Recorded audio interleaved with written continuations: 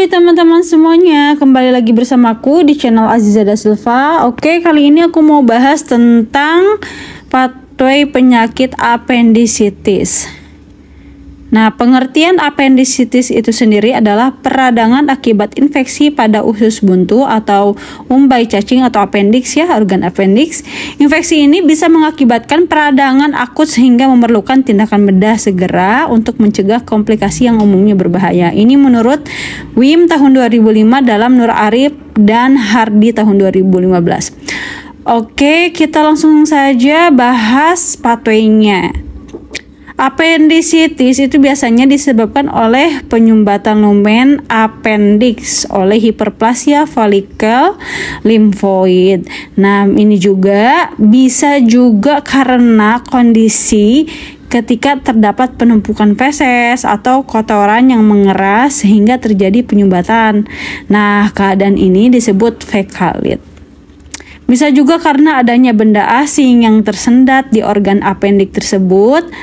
Dan bisa juga karena struktur fibrosis akibat peradangan sebelumnya atau neoplasma, massa jaringan yang abnormal dan tumbuh berlebih. Ketika hal ini terjadi, pastinya akan terjadi sumbatan yang mana ini akan menjadi indikasi intervensi dilakukannya operasi. Dan ada beberapa kondisi yang akan terjadi efek atau resiko dari tindakan operasi tersebut ya. Di antaranya pasien ini pasti akan merasakan cemas atas tindakan operasi yang akan dilakukan, baik itu karena respon coping psikologis, maka diagnosa keperawatan yang dapat diangkat adalah ansietas. Atau juga bisa terjadi perdarahan akibat adanya luka insisi dan kerusakan jaringan, maka diagnosa keperawatan yang dapat diangkat adalah resiko perdarahan. Dan juga bisa merasakan sakit post-operasi karena luka insisi. Nah, kerusakan jaringan dan ujung saraf itu pasti terputus ya, karena kan adanya insisi.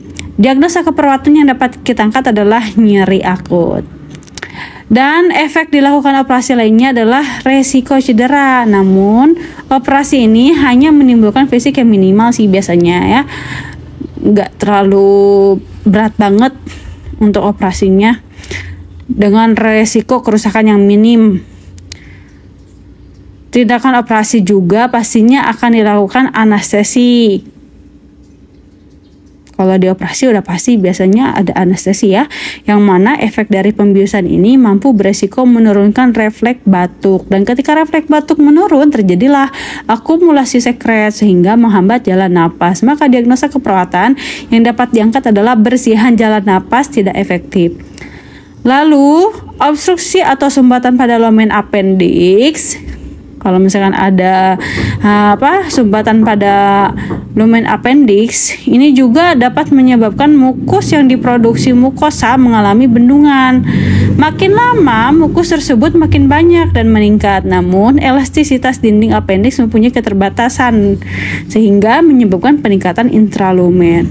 Nah, tekanan intralumen yang meningkat tersebut akan menghambat aliran limfe dan dapat mengakibatkan edema dan menstimulus rasa nyeri pada epigastrium. Dan ketika sekresi terus berlanjut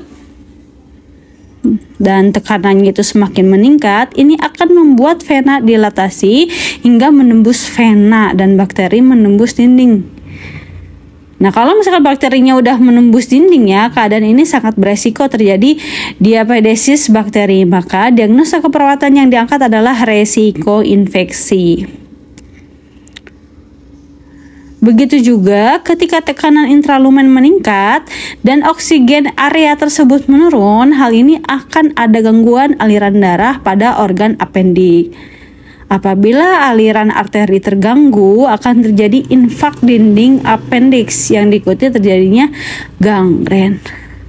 Nah, kalau misalkan udah terjadi gangren, jika dinding yang rapuh itu pecah ya, akan beresiko mengakibatkan terjadi appendicitis perforasi. Oleh karena itu, tindakan yang paling tepat adalah pembedahan, apalagi kalau udah perforasi ya. sudah pecah gitu kan, itu kan sangat beresiko untuk terjadinya kematian juga. Jika tidak dilakukan tindakan pembedahan segera, nah peradangan appendix tersebut dapat menjadi abses atau menghilang dikarenakan pecah ya, atau perforasi namanya, yang terjadi pada bagian usus buntu atau appendix.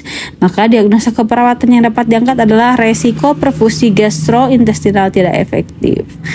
Oke, sekian dari aku penjelasan tentang pathway appendicitis. Jika ada kekeliruan dalam pemaparan materi, bisa diisi kolom komentarnya ya. Semoga videonya bermanfaat. And next, kita ketemu di video pathway penyakit lainnya. Jangan lupa subscribe channelnya dan dukung selalu. See you next video. Salam sehat selalu. Bye-bye.